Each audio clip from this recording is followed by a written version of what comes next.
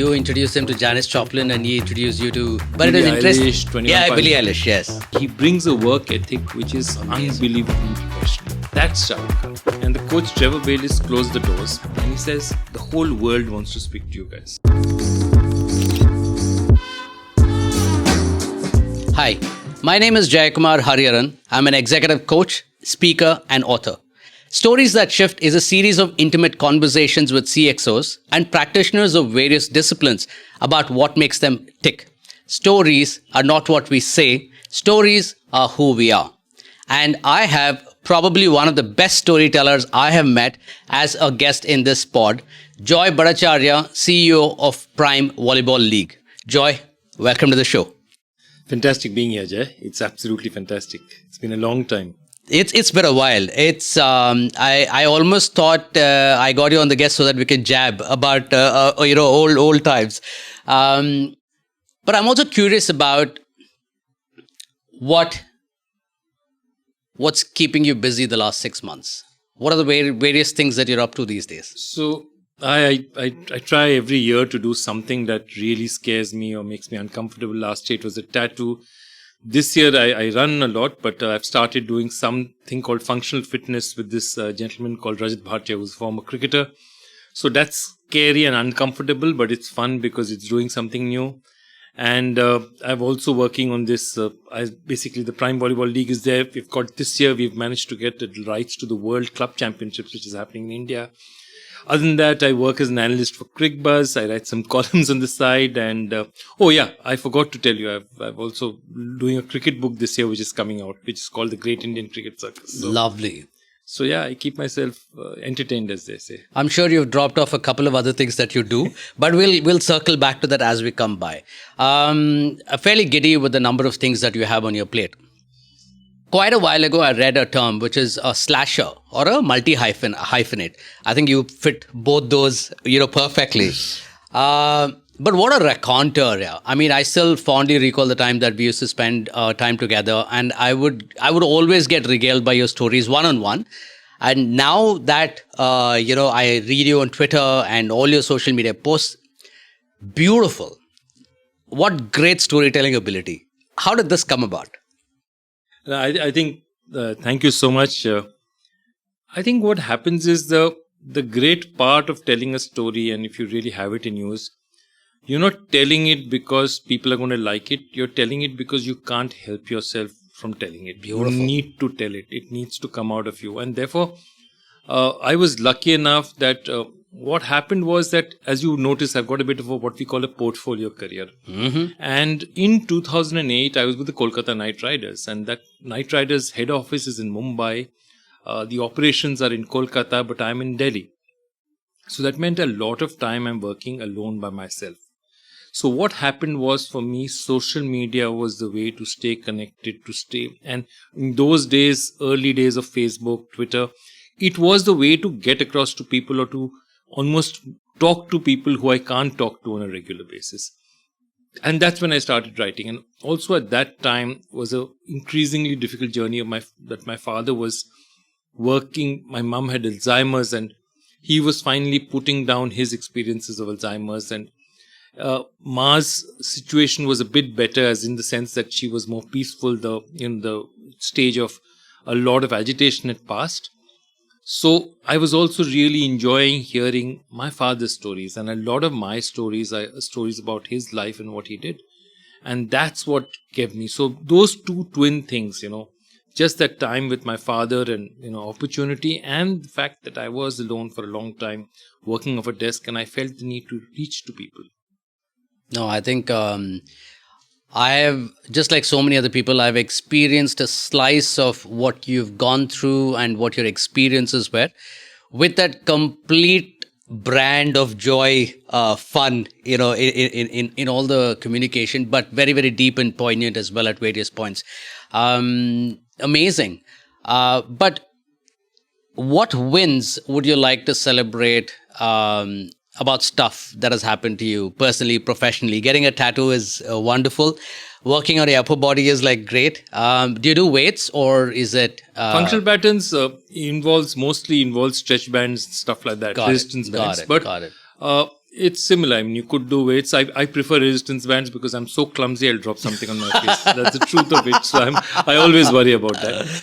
But I'll tell you. I think what drives us and what makes us want to do things is, I fundamentally believe all of us want to tell stories. All of us have a story of our lives. And when you say wins and losses, I think the big thing I discovered was that the more times you get yourself into real trouble and get yourself out of it, the next time you feel that little bit more sure that, I did it last time, I managed. Then you do it 2 times, you say, look, I was in this soup and here we are now and I managed. So every time you get yourself into a real soup and you've sort of got yourself out of it, and we all do. At the end of the day, we all recover in some way or the other. And moment you keep recovering, you are telling yourself and you're getting that confidence that, yeah, look, this happened before, this happened again, this too will pass. And I think that's what I feel is the biggest win in life. If you can always tell yourself in the best of times, this too will pass. And at the worst of times, this too will pass. You need to tell yourself at the best of times as well. Because otherwise, you're never going to savor the moment for what it is. I mean, I remember Kolkata Knight Riders that night when we won the first title in 2012. And there's a great story out there because we ran out in the field, we were celebrating, came into the dressing room, and the coach Trevor Bayliss closed the doors. And he says, the whole world wants to speak to you guys. Everyone wants to be with you. For 5 minutes, just spend time with each other and savor this, because these 5 minutes only with the people who have been in this journey with you. The rest of it you can share with the rest of the world. Let this 5 minutes be. So I got that whole sense of the time and the period and said that this was special. It was something that, came through to me very, very strongly. And I think that's one of the things that we need to do. Learn to savor the good times as well. And learn to tell ourselves in the bad times that they don't last, finally. Amazing. As a life metaphor, this is also one of my favorite stories. This is about a king who on his deathbed gave his son a ring, and the message was, this too shall pass. And that held him in good stead through all the good times and the bad times. He just didn't become extremely ecstatic when things were going fine, and he didn't sink. Very interestingly, this also has a very, very strong connect with the Gita. The Gita defines the sthita prajna, and there is no equivalent to that in the English language, but the closest that they chose was a steadfast individual, for lack of a better this thing. And I think the translation also goes like this: like a pendulum, if you go this way too much, equally you will go the other way around. Stoicism in another form, right? But that's the interesting thing, because if you look at it, I mean, I've seen captains like Dhoni, I'm very close on. I've seen people like Dhoni. I've seen people who are very excitable. The interesting thing is that to really be successful, you have to be able to focus on the process, okay, not the result. Okay, that's the only secret I've learned in 30 odd years of working. Focus on process, not on result, and you'll be fine. Because the moment the whole results hangs on your head, it's trouble. Yeah. But I sometimes feel they will never get, if you're that process oriented, you will never get the high that a person gets who's more excitable. So the great story was told to me by Abhinav Bindra. And when you're shooting, it's literally your heartbeats. You bring your heartbeats down to a certain level, because even your heartbeat is, basically impacting your shot. So he said that you have to bring yourself into a Zen-like state. You go in further and further and further within yourself. So when you actually start shooting, you are Zen, totally Zen. And that's the time that you can shoot the best, The least body movement, the heart is totally stable. Between breaths you shoot. So there are all these carefully calibrated things. Now you've made that shot. You won. Okay, he hit a 10.6 at the end. It's an incredible shot that he hit to win it. Now, everyone expects him to be excited. How can he be? He's under 40 feet of water. He's like, it took him 15 minutes to come to the surface. It took him 15 minutes to be a normal human being like you and me. Jeez. Because he was so deep inside it. And he said, I felt nothing in the beginning because... Wow. You're so in yourself. You're so deep in yourself, and it's an amazing story, and that's the truth. That perhaps many other people enjoyed that ecstasy at that moment much more than he did. It's so strange, but it's the truth. Very interesting, right? Because, and I don't know if you want to put yourself out there, but there are entire fields of thought dedicated to what being a great captain looks like. And who best to compare than MS Dhoni and Virat Kohli? Very, very diametrically opposite from whatever I hear and whatever one gets to understand about their temperament. There's no right, there's no wrong. We're not trying to, figure out. What are your thoughts about talent and what are your thoughts about leadership in this context? See, I think what you've got to figure as a leader, and I learned this the hard way, is that you must lead. If you are appointed as a leader and you're there as a leader, you must lead in the way that works for you. And that cannot work with everybody else. So the truth is, if Gautam Gambhir ever tried to be a Dhoni, he would be a miserable failure. Because he can't be. He's not got the calmness. He's not got the impact on process, the zen-likeness that a Dhoni brings. Gautam Gambhir has never lost an ODI that he's captain for India. He's captain India in 5 ODIs. He's never lost. Okay, he's the top scorer in both our World Cups. So we cannot talk about performance in the big moment. Sure. I mean, Gautam Gambhir isn't the epitome of that. But the issue is that he approaches it in a different way. So when Gautam Gambhir in 2011 became the captain of KKR, and I was team director, and we said, what do we do? And we said, he's not a Dhoni. But we have to take him for what his strength is. Sure. What's Gautam's strength? Gautam's strength is phenomenal sincerity. So what are we? KKR is a team where every guy will take the bullet for the next guy. Remember, if somebody is shooting at you, Gautam will be the first man to stand in front of you. Okay? So we are the team who looks out for each other, who fights for each other. We never give up, we fight for each other. That's what we are. That's the character that we build. Now, that's not Dhoni. But our team was particularly suited, and Gautam is a patriot. Gautam is very much into the Indian army. Gautam's biggest hero is not a cricketer, it's Bhagat Singh. Actually, not even Bhagat Singh. Before Bhagat Singh, there was this revolutionary teenager called Kartar Singh Saraba in the Gadar party. And Kartar Singh Saraba was such a revolutionary that Bhagat Singh used to carry a picture of Kartar Singh Saraba in his pocket to inspire him. So that's the Gautam. Okay. So now the team that KKR formed with Gautam, this cannot be the same team that the team would have, that say Dinesh Karthik would have or a Shreyas Iyer would have. So I feel that everyone must work in an environment where they build their leadership principles there, the way they operate according to their skills. And then it works. And then if you find a right fit of the people, or the people are smart enough to understand it, this is how this particular equation will work. I think then you have a winner. Amazing. More so in sports teams than in corporate circles, right? Tolerating prima donna behavior. I mean, that's the price you got to pay. You have a superstar who's great at his job, but also has a bit of an issue. What was your experience in learning how to manage that? Because talent at the end of the day is talent, right? It's not... So I have a very simple principle, and you can call me out on it. I mean, and I have no hesitation in saying it. There's some really great players I've seen, people like Chris Gayle, okay? But Chris Gayle hasn't won too many championships in the end. Right. Because Chris Gayle plays like Chris Gayle. It doesn't matter where he's playing. He's Chris Gayle, okay? He's here and there's the team, okay? So, a diametrically opposite person is a Jacques Kallis. Jacques Kallis came to us in 2011. And, we said, Jacques Kallis, great player, but, he's not the ideal T20 player. He's such a correct player that he hits the covers, the ball goes straight to cover because his shot is so perfect. It cannot be imperfect. So, he's actually limited in his game because he cannot play unorthodox. He's just such a beautifully orthodox player. But, so this is 2011 and we're playing this game in Delhi. And it's a meaningless mid-table clash. We are third or fourth. Delhi is fourth or fifth, somewhere there. Firoz Shah Kotla afternoon game. As meaningless as you can find. Rock hard ground. Nobody wants to dive out there.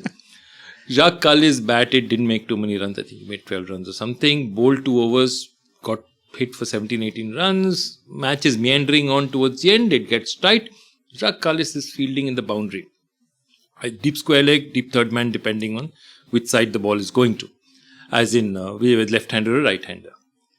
And he dives the first time to stop a ball. And immediately Andrew Liebers, who's a physio, jumps up to try to sort of go and get him. And Rukh waves him off. And then he dives again on the other side. 3 times he dived. And we won that match by 8 runs. Wow. And it was all Rukh Kallis must have stopped 3 sure boundaries. He must have stopped 6, 7 runs. He would have stopped. Wow. Okay, so he comes off the field. He comes off the field and he opens his shirt. And he's a mass. From here to here, he's a mass of bruises on both sides. Absolute, fully bruised. Now, every young KKR player out there, you never ever after that needed to lecture them on commitment. Here is a guy who is probably one of the top 11 players of the 21st, of the history of Test cricket. Rukh Kallis statistically in Test cricket is like Sachin Tendulkar and Zahir Khan put together. Okay. Gotcha. And for a match like this, for an IPL team, this is what he's prepared to do in terms of commitment. Okay. So I always believe that having stars is good, but only when the star is aligned with the team's vision can a star work. Rukh Kallis played for the team. Rukh Kallis did not play for himself. And that is the difference. So however big a star it is, and they had stars who might have tantrums, but as long as through their idiosyncrasies and tantrums, the team is uppermost in their mind, you will take it. The day they are above the teams, it has not worked. Not that I have seen actually. Could have. There must be some cases like that. But I haven't seen it happen. Wow. Because I was thinking of all places where there is a toss-up between meritocracy and, sheer raw talent. Sometimes, there are these comets, if you can call it them. Fields of energy, they're so talented, they're so good at what they do that very few people on the planet are able to do what they do. And you tend to give them a little bit of a wide berth. You do give them. No, but you give them what they need. Like I remember in 2014 when we won for the second time, I'd call out 3 people who are very interesting characters in that team. There was Yusuf Pathan, okay, who's hit and miss, but when he hit, he can change a game. Okay, there's Surya Kumar Yadav still discovering himself. Remember, this is the young Surya, and Surya is very interesting because he's the under 23 captain. Everyone thought he was an India prospect, and then he disappears for 6-7 years, and then comes back miraculously right at the top. Okay, and there's Manish Pandey, who's an intriguing talent. Now, all these 3 have to be given a certain amount of latitude because they're their own people. But remember one thing, while they're comets, Manish Pandey won the final for us. And you know what was the most important thing of the final? All Manish Pandey, we chased 200 against Punjab. Okay. Every time a wicket fell, most of the wickets fell when people were trying to loft it out of the ground. So what would happen is the strike would change. In those days, if you remember, the strike was changed. Now today, it wouldn't have happened. Correct. Okay. Every time, 4 times it happened. 4 times, Manish Pandey came on strike, hit the next ball for 6. Wow. Changed the momentum totally. Okay. Got 93 in that final. We made it we won it. And that's the truth. The truth is that Manish Pandey is somebody like that. He's a rare talent. Now, do you give him latitude or not? Of course you do. But does Manish Pandey play for himself? No. He plays for the team. It's just that the way he operates is a different way from the way other people operate. So accept differences, accept eccentricity. Those are not difficult to take. But do not accept anyone who puts himself above the team. Beautiful. I was working very closely with Cisco with a lot of their global talent, and the senior HR director wrote a book, very, very nicely written book. And he also spoke to a bunch of us and he said, people bring spiky edges to work. And when you lobotomize them, you're kind of taking away that sense of operating as their own individual kind of a thing. And I found that very, very interesting. Because sometimes you could tend to think of building culture as everybody has to be similar, talk similar, buy into the same thing kind of a thing. But sometimes you can take it too far and kind of lose the finer nuances that an individual brings to the table. Yeah, I'll just take you back to, when you talk about that, I think of the most significant and basic stuff that we ever have in our planet, which is genetics. Where does genetics come from? Genetics comes from the very concept that, this is what controls you. Now, what happens with genetics is whenever you're sort of inbreeding, you're in trouble. Yeah. Too many of the same people, and you Beautiful. have something called the Habsburg chin. Chin disappears. It's inbreeding. How does Silicon Valley happen? There are basically Chinese immigrants, Indian immigrants, Russians. Sergey Brin has come out of nowhere. Right. Guys, Lebanon, this one's father, Steve Jobs' dad. All over the place, they come. They're a melting pot. They bring their best cultures out there. It all comes together. Now, what if they'd all been told to say, okay, why don't we make you all white? You talk the same, eat the same food. Yeah. It didn't. No, Silicon Valley emerged because of that. Kolkata in the 19th century was amazing. There was a time when there was Jagdish Chandra Bose, Rabindranath Tagore. So there's science, philosophy, P.C. Mahalanobis has come out of there, the greatest statistician. Late 18th, early 19th century, Bengal is considered to be one of the places of genius, Sure. And there's a book about it. That, these are 7 places, ancient Greece and the medieval times, Beautiful. Florence. Why did that happen? It was a clash of cultures. English Western way of thought has suddenly come into contact with some concept which is totally different. The Gita, very different way of looking at it, the Oriental way. And the fusion of that is what brought about these incredible people. All these people were both influenced by Western thought and Eastern thought. Every genetic mold, this thing is improved by having more diversity in it. And if that is the basic law of humankind, of animal kind, of living creatures, then we'd be stupid not to look at it in our workplace, I think, Joy, I've heard a lot of people talk about diversity, equity, and inclusion at the workplace, but this seems to be one of the best propounded examples of why diversity is as commonplace as nature and why it should organically be a part of our organizational mix and not some afterthought that gets slapped on a bit later. Fantastic.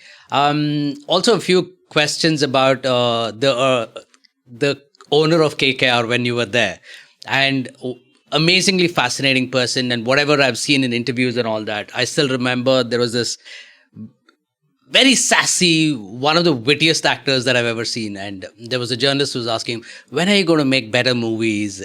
So he turns back and says, when are you going to start asking better questions? He's amazing. So just tell us a bit about the way he managed all this. It's interesting because, look, as I said, forget about as a actor, good actor, bad actor, I don't even know enough to be able to tell you that. Sure. But he's easily the greatest interviewer/interviewee I've ever seen live in my life. I've seen him do an interview with the BBC with X amount of questions. Mm-hmm. You ask him the same questions, 5 minutes later, he'll give you equally interesting and profound answers, totally different. Wow. So every interview of Shah Rukh Khan's is a piece by itself. It's a work of art by itself because he's a fascinating mind and he has the ability to be able to express himself and take you to places which you've never thought before. So for him, it was very tough. The first 3 years was KKR was very tough. And the reason it was tough also was his kids was studying in the Ambani school, which is obviously owned by MI. And MI was doing very well. So his son got really badly hazed by all his friends because they were all Mumbai supporters. So all that happened. And secondly, Shah Rukh just couldn't get it. Shah Rukh has never lost in his life. Exactly. For him to lose is something he couldn't wrap his head around. So it took a long time. And finally, we won only because Shah Rukh had the ability to say, I have to distance myself. I'm too close. I get too hurt and I need to leave it and let the professionals do what they have to do. And that's when KKR finally started succeeding. When he put that distance between himself, which is an interesting thing because he also needed, even Shah Rukh Khan needs to step back once in a while. But it took a smart man like Shah Rukh Khan to understand he does. Kings 11 is still, Punjab Kings is still trying to understand that. But I'm also curious about his work ethic, right? I've heard quite a bit about it. But since you've seen him in relatively closer quarters than me, how does he do it? He has incredible energy. He has unbelievable energy. I don't know where he gets it from, how he gets it. And what his ability to do is that he'll come 2 hours late. But once he comes, he will give you those takes immediately. So that's what Shah Rukh Khan's genius is. And the other thing is, he used to always say, he says, you know what, people like me, Amir, Amitabh, we'll always have work in this industry, because once, he said, I come late, and he says it himself. But when I come, he does not give any trouble to the producer. So if he wants a packet of cigarettes, he'll pay his own guy to go and get cigarettes. There are stars whose entire families would come and, in the old days, the bad days, the 80s and 90s, they'd stay and make trunk calls or in those days, STD calls, have the choicest champagne. So all those things used to happen at one time. So these guys are consummate professionals. They do not do that. I have seen him on set. I think it was Rabde Bana Theory, and he was shooting, and Adi Chopra was directing. And on set, he will go to Adi Chopra and say, "Sir, can I have a look at the last take?" He will not even look at the last take without taking permission. So when he comes finally, he brings a work ethic which is unbelievably professional. That's Shah Rukh Khan. Great stuff. Joy, completely pivoting on to another tangent, and there is a lot of ire that you've directed towards politicians getting involved in sports bodies and institutions. What are your thoughts? So I'll tell you, to answer this question, I'll have to move back a little bit and I'll explain to you. See, what happened was that when India became independent, firstly, who brought sport into India, modern sport as we know it? Modern sport to India was bought actually by the British. And they had a very different reason for it. They had two objectives. One is to keep their own troops busy and keep them occupied. The second was that it's better for you to fight me on a football field than to fight me on, in a revolution. So sport is also a way of letting go of energy, which you do. So the British used to control all the sporting institutions, football, cricket. Who took over from them? The only people in 1947 who had the time and money to do sport when a new country is born and you have so many more important things were basically the Rajas and Maharajas. Got it.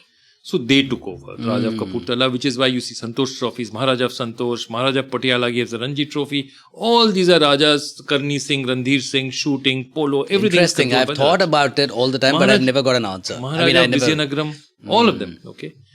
Now comes 68, 69, 70, they go out. Why do they go out? Because at that point in time, Privy Purse comes in. Yes. And India has changed over the last 20 years. They are no longer.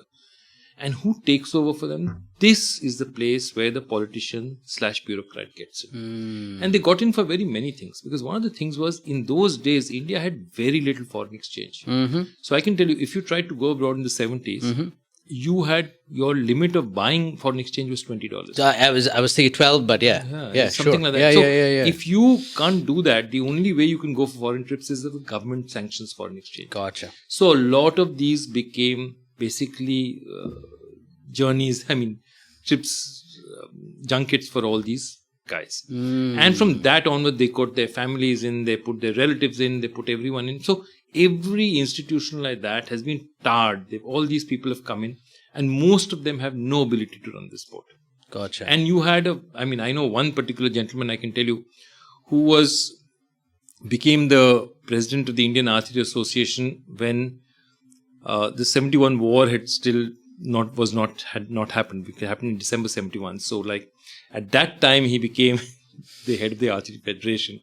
And some 9 prime ministers later in 2018, he was still running the body. So what can you say? Oh my God. It's literally, so that's a problem. And this is, I have to say, cuts across parties.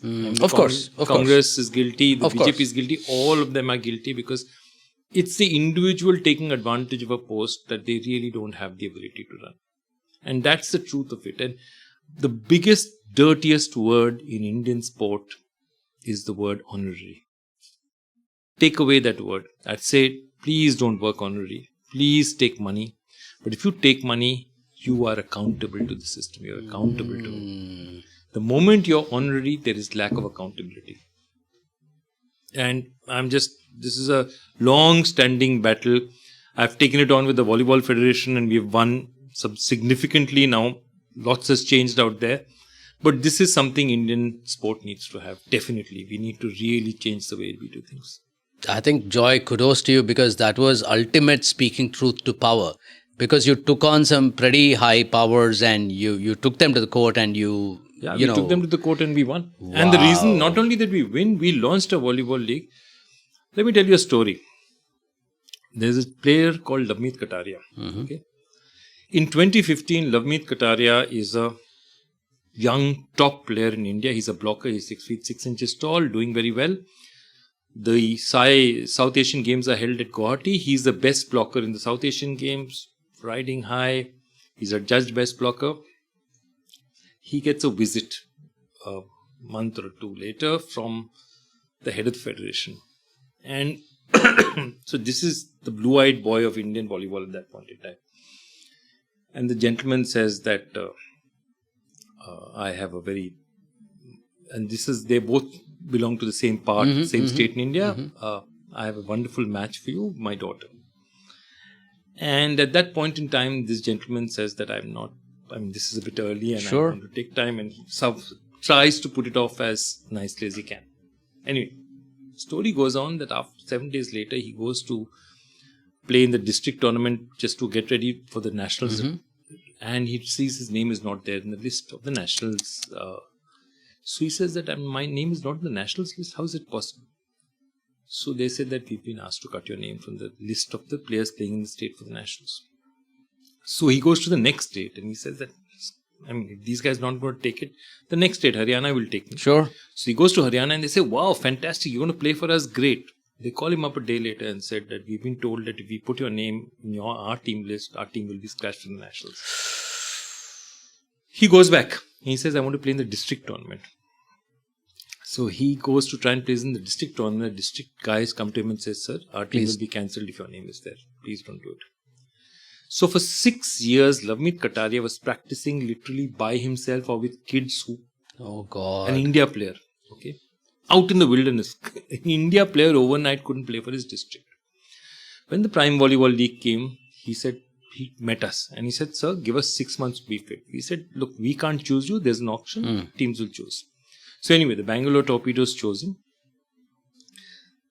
What happened when we started our first season of the Volleyball League? Exactly at the same time, they announced their nationals.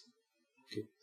Not one player who was in our league, all the top players, not one of them went to the nationals because they knew exactly what it was about. The idea was, I used to joke that I'm the only person in the country who decides 2 schedules together. Because whenever I announce my league schedule, the national schedule will always be announced at the same time. So I decide both.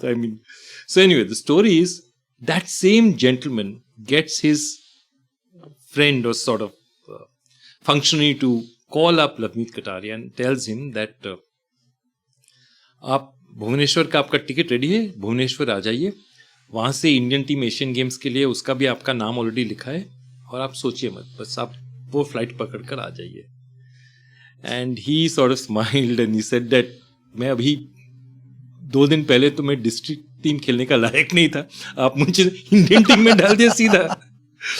The truth is, of course, he didn't go. He played, and in fact, he was one of the player of the matches for one of the matches. But that's how corrupt and kind of people that our system works with. And if you don't take them on, if somebody doesn't take them on, if we keep accepting that this is that way of things, we'll never be able to change. So, this for me is a crusade. No, it is, because I can see the way you're connected to it and how passionately you feel about that. So best of luck with that, because it's not for the faint-hearted. No, it's not. And it is hard. The road ahead is fairly hard. Yeah. Awesome. Segueing into not so much about leadership, but about life itself. Are there people who go through life thinking, I don't want to be an interesting person? I don't want to be. Look, I'll tell you, one of the things that happens to most of us is people of my generation, I'm a bit older than you, I'm 56 now, was safety and security. It was drummed into us. Safety, security, we need to be safe, get a safe job. Now, the truth is that that's how most people operate. And that's why a lot of the guys who go to, if they're bright, you will go to engineering or you will go to medicine. You will go to an IIM after that. You will get a safe job after that. So that's actually relatively safety and security as it seems, the best paying jobs. And that's happened because it's a generation which was born from a generation who'd seen a lot of, need, a lot of hunger, a lot of, goods were not available. We were a struggling third world nation. That is no longer true. But the point of it is a lot of our generation, perhaps some of yours, wanted to play safe. So when you say I play safe, so then all your interests are beyond that. Padhai kar lo apna, fir baki jo karna hai karo. Okay. And I think that is something that happened to us as a generation. I was lucky. It didn't work for me because I couldn't do it. And I couldn't do the, day-to-day way of working, going 9 o'clock. I remember my first job, I'm a software engineer. So an MCA. So my first job, I remember going 1st of July Patni, on right? 1992, Patni. Okay. And I remember that after about a month or so, in Calcutta, it started getting dark by 6 o'clock. And I'd get out of the office at 6:30. And I'd say that for the rest of my working life, I'll never see a sunset outside. I mean, I'll be sitting inside an office. And of course, God was infinitely kind to me that never came to that. But that's what I'm saying. So I think a lot of our generation tried to play safe, but a lot of those same people now are reaching out to me. They're doing different things because they have reached their position of financial security and safety. Got it. And now they're venturing out. And the second thing that they're doing, which I'm really happy about, is they're allowing their kids to follow their own paths. I know at least 4 really successful people, I am and all, one of whose son wants to become a rap singer, and they're saying, go for it. And I think a lot more of that is also happening, I think. Amazing. Joy, the reason why I asked you is you're probably one of the most interesting people I met. And the reason for that is very simple.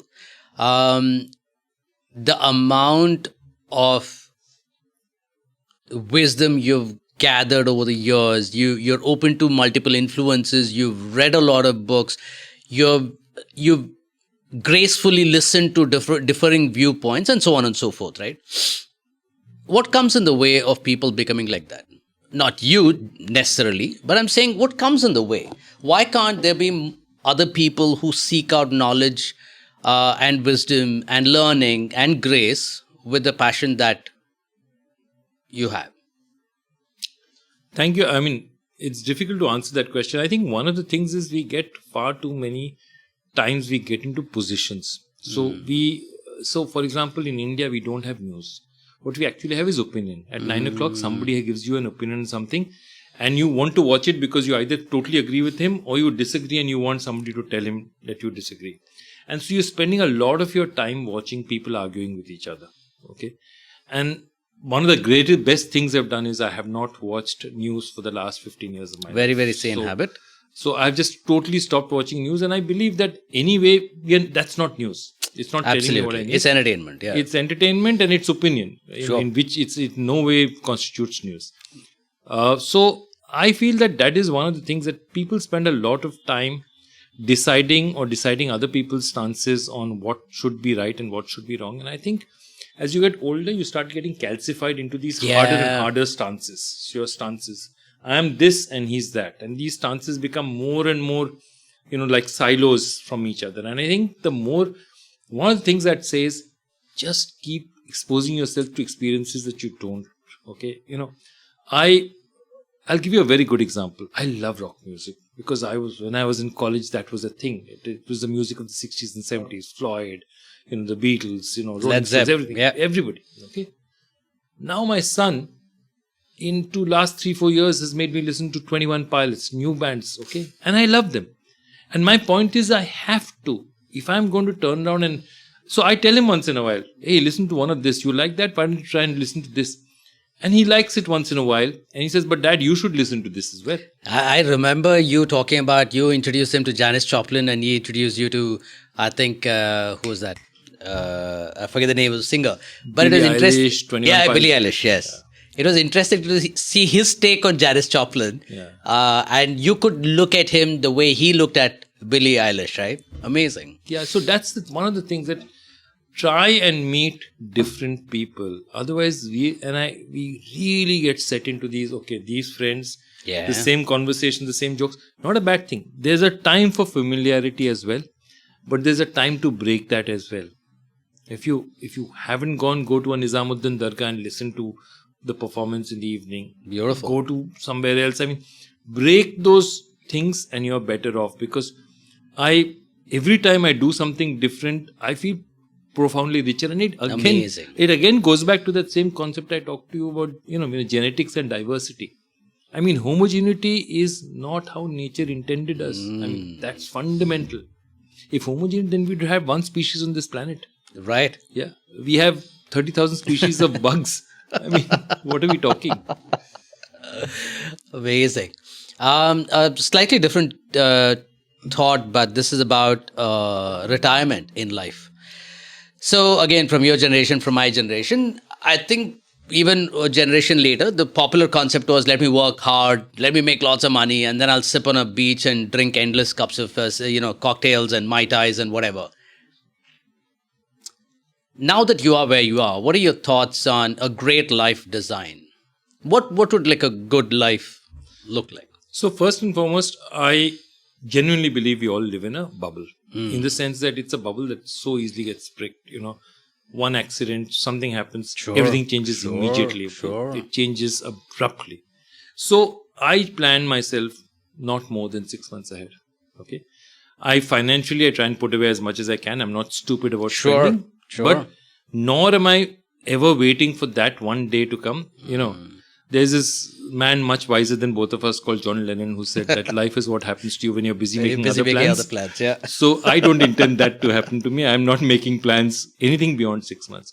So I look at these 6 months and say, this is what I'm going to do these 6 months. This is what I'm probably going to save these 6 months. These are the kind of things I'll do these 6 months. And that's it. I don't look beyond that. And in that, I say that, all of us have changed ourselves so much. I don't recognize myself from what I was in 2008. Beautiful. So how do I know what I'm going to be 5 years hence?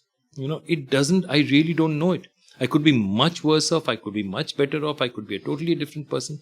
So I take life in 6 months chunks while making my habits. It's not that I think my life will end in 6 months, so I'll blow everything up. But I don't think beyond that in terms of taking large decisions in life.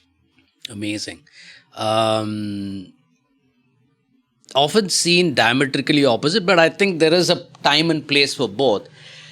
Do you smell the coffee or do you smell the roses? If you smell only the coffee, you don't have time to smell the roses. And what's your take on what's that sense of balance? See, I'll tell you how. Again, I go back to Gautam Gambhir and MS Dhoni. You've got to do what works for you. So I am not, for example, somebody else, you said about slashes. Somebody else described me as somebody having a portfolio career. So, I have different. So here's some journalism. There's a little bit of quiz conducting here. Here's, on-air analysis. So all that is there. So I enjoy doing different things. And therefore, when I'm, setting a quiz, it's fun for me because it's a break from my job as a cricket analyst. And when I'm doing volleyball, it's a crusade for me, which is different. So I'm having fun. Okay. And I can do these many things because I'm having fun. And I'm good at them because I've also picked stuff that I can do well. If I said that now I want to learn to play the violin, it may be fantastic, but I'll never be a good violin player. And I know it. But so I've picked a set of things that I know. And that's why I'm realistic about not all of them make the same amount of money. Some of them make disproportionate amounts of money. But the others are stuff I'm more interested in. So I keep everything there and I sort of keep balancing it. So for me, life is a continuous tightrope walk in terms of, okay, I'm this, which hat am I wearing right now? Basically.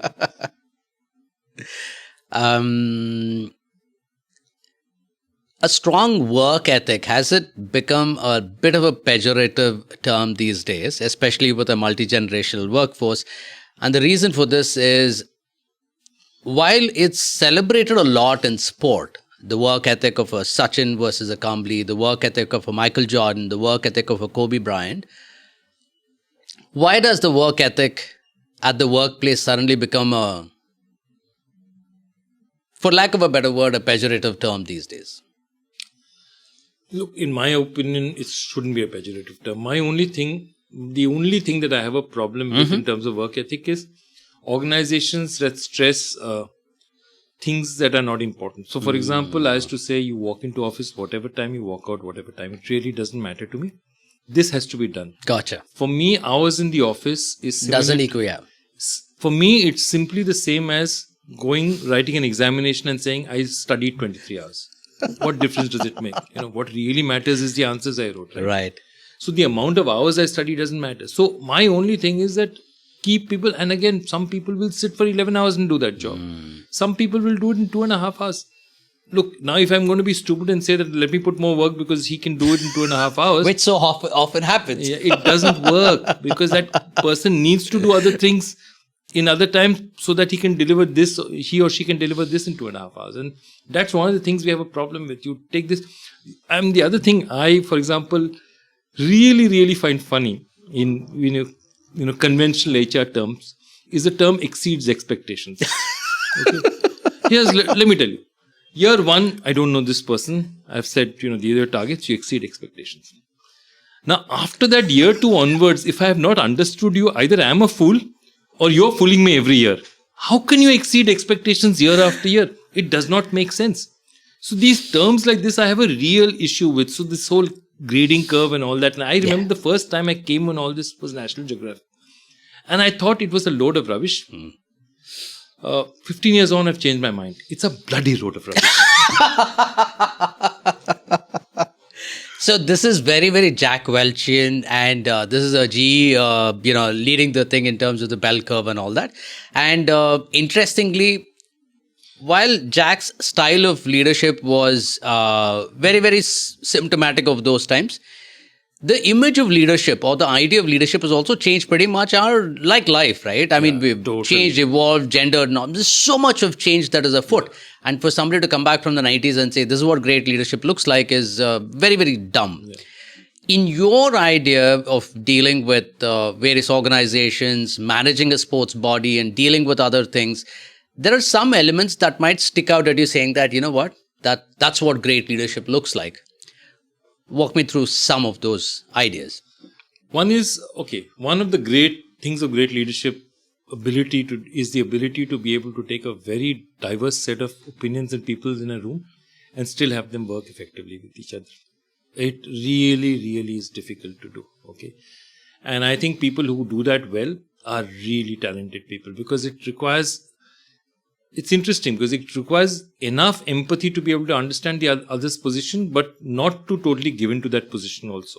And I think people who do that well takes a real balance. And to get that I think that's one aspect of leadership that's there. Second is, I think leadership now, the so-called leadership is now much more soft power than hard power. It's much less the corner office and much more the person who people literally say that I want to work with that person. They join the organization because they want to work with a mind like that. They want to work in an atmosphere like that. And the second is just to be able to create an atmosphere where people are having fun. The truth of it is that if they're going to spend a lot of time with each other, if you don't have an atmosphere which is fun for you, it's not something that you enjoy, it's very difficult to spend most of your day. Then you're doing a chore, If you think that I'm doing work and at the end of the day I'm going to go home and have fun, life doesn't neatly compartmentalize you like that, unfortunately.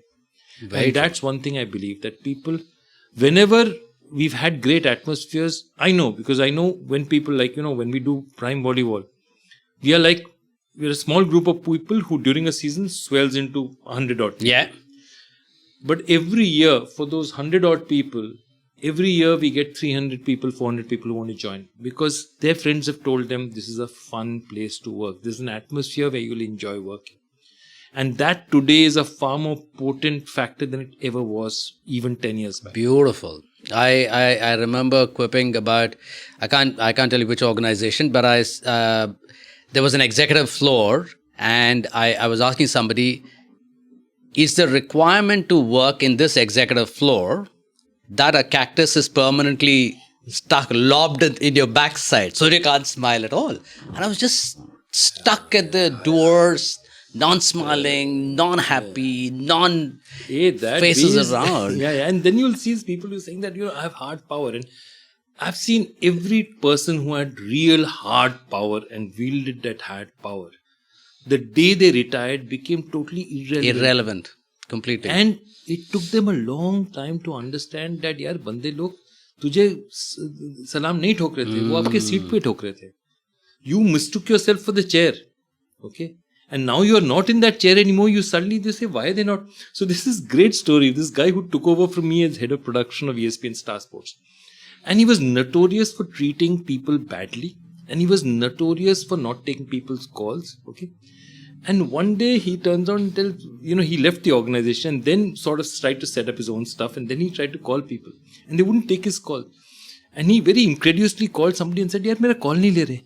He said, tu kab call liya kisi ka? Sure. And that's exactly what happens to you. Yeah. You never understand this also. And that's one of the things that I tell people, that was, understand, if you create an atmosphere, create something that will want them to know you just beyond the office. Then you have something which is really, soft power is far more long lasting. It will stay with you. Culture and soft power stays with you much after hard power goes. Awesome. Joy, I fundamentally think this is not just India's year, but India's century. The air seems to be rife with possibilities. This is in spite of all the other crippling challenges that we have, be it the administration, be it the unique set of situations that we are in. Let's just put it there. And I work with a lot of CXOs who are on the next step of their career in their ability to step up to lead positions globally. And they often reach out to me for specific aspects of building on their leadership. To step up to the next level on a global stage, do you have any thoughts about what Indian leaders need to learn, unlearn, or do differently? Again, as I said, I'm speaking for a generation which is slightly older, one generation more. I think the biggest challenge they had was the whole hard power, soft power thing. The whole thing is that I'm the boss, I'll do it my way. And when you go to diverse cultures, you'll find out that's no longer the way. And I think that way has now changed even in India. If you see, leadership is it's a far more of understanding each other's responsibility, working collectively, getting together, and being able to admit you're wrong when you're not, which is a sort of group of leaders who in the 90s and 2000s will find very difficult to admit to themselves. So I think that is the biggest thing. Again, we come back to that same word that I use, diversity. I mean, understanding and celebrating diversity is something we Indians don't do well. And one of the reasons is that a lot of our managers come from that very same group, which is engineering college / MBA, and they come from a very homogeneous culture, which is very similar in terms of the kind of people it delivers. So it would really help them if they worked with a painter and an artist. So one of the great things about television was that when I started working in television, I did not know what the cameraman could do. The cameraman knew his job much better than mine. Sure. The editor knew his job much better than mine. The sign recordist knew his job much better than me. Okay. The switcher knew his job much better than me. So when you are there as a director or producer, you are merely putting together inputs of something where each of these guys has a skill which is far superior to yours. Fantastic. So if you're going to take them along with you, they better be empowered. Okay. And I think that is the one thing that the engineer MBA, typical, prototypical, and I think it is a bit of a, we can break that mold. Understanding diversity, that just being able to, crunch numbers and do a PPT may not be the only skills which are important. Understanding beyond that is something which will be really help them. Fantastic. Great stuff, yeah. What leadership behavior, or generally what behavior have you changed for the better in the last 6 months? So for me, the two very difficult things for me in my career, one was telling people no was very difficult for me. I find it very difficult to say no to people. I found it very difficult to give bad news to people. And I found it, and that's something that I have had to learn to change. Because it's something that you cannot do. You cannot give people good news all the time. It does not work. There are some times when you are the bearer of bad news as well, no matter how hard you try. Sure. And when I do it, then sometimes I have to justify to myself, but I need to get them another job, or I need to do something for them. And then I realized that your responsibility is only so much, and there's only so much you can do. So I have learned to give bad news to people in a way where I've been gentle about it and considerate about it, but I have not airbrushed it or papered it. I've said it as it is. So I think that's a skill that it took me 55 odd years to learn. Wow. And was there a tipping point? Was there It was. I was working on something where I was forced to confront the fact that one of the people working there, or two of the people working there, could not do it. And they were really nice people. But the point of it is, it wasn't working and they did not understand it. And I understood exactly why it wasn't working, but I didn't have the heart. So what I started doing was trying to say, can I work enough for both of them? But that doesn't work, because what happens after that is you get angry at them. Yeah, you start resenting them. Yeah, of course. And then you become passive aggressive. Sure. And then you abuse yourself that why am I behaving like this? And this is not me. And then you sort of get around to it and say, this is not working, and you just have to accept it's not. So those are challenges that I find difficult. Telling people bad news was difficult for me. Okay. It's much easier for me to, for example, somebody has a different opinion, for me to sit and work with them and work together an opinion that makes sense, or work together a direction that makes sense to, is much easier to me, because I'm by nature empathetic. Sure. So, but when it doesn't work, to tell things or tell people that it doesn't is difficult. So that's a muscle that you had to build. Yeah, I had to. Amazing. It's not there. What have you learned from people who are younger than you? It could be your kids, it could be younger colleagues. All the time. I mean, there's so much. And I was lucky because I was in KKR, where most of these guys are so much younger. And there's so many things I learned. I mean, one of the things I learned was that, as I said, if you see these cricketers, all of them have taken a colossal bet. Let's leave the Tendulkars and the Sure. Let's leave Tendulkar and the Kallises aside, because from the age of 13, they knew they were blessed kids. They had a special direction. But every middling guy for whom it's not just that, the chances that you're going to make it are it's a very high stakes game. Exactly. Yeah. It's like coming in the top 100 in IIT 3 years in a row. That's what you need. That's the equivalent of getting into the Indian cricket team. Okay. So for guys like that, just the thing that, okay, I need to keep going and keep doing it. And I can't overthink what I'm doing beyond a certain level, because then the pressure of, oh God, I've given up so much to do this is so different. So how they handle pressure is it's something I really learned in the IPL. Really learned and you do not know that seeing them outside. You need to see them in that dressing room just after victory, just after defeat, or just before a game. And you'll understand what it is to handle pressure. So I learned a lot about handling pressure from them. And look, lots of other things. I mean, the way, like I have a special needs son, okay? Neil has an ability he treats music like an old friend, okay? So he'll hear a song and he will just throw up his arms in ecstasy because he's happy to. Rapture. And the thing about it is, I realized that I haven't actually been listening to music for a very long time. I realized what I had been doing for a fair amount of time was I was using familiar music as a sort of wall around me. White noise, As a white noise around me. And it still made me feel good, but I've stopped listening. I'd stopped really enjoying it. I was using it as a comfortable experience rather than what it can be, an ecstatic experience. So yeah, and you learn all the time. I mean, older people, younger people, you learn all the time. Lovely. Joy, I've been waiting to read this book on cricket. Do you want to talk us through it? What stage are you at? What's the scene? Where is it coming out? This is written by a gentleman called Abhishek Mukherjee, who's a statistician and, not just a statistician, a cricket nut and me. And it's basically, it's the great Indian cricket circus, because we think of cricket is played on the field, but Indian cricket has the most amazing, crazy stories. I mean, do you know how we even started off doing a World Cup? In 1983 World Cup, before the finals, India just reached the finals. Nobody expected us to. Yeah, absolutely. So, two of our senior board officials asked for 2 extra tickets in the MCC. And they were like, oh, no, we can't do it. Sorry, we can't. And they said, for 2 tickets for a team that has reached the final, you guys haven't even reached the finals, give it away. So they said, we will make our own World Cup and we'll do it outside India. And that's how the 87 World Cup actually happened. Jeez. They actually turned around and told themselves, we are not going to do it. So incidents like that, we call them the butterfly effect. 2 guys can refuse a ticket and next thing you see 4 years later, India has a World Cup. Or the fact that Swami Vivekanand and Mohammad Shami have played for the same cricket team. It's true. They both played for Town Club in Calcutta. Wow. And Swami Vivekanand is supposed to have taken a hat trick.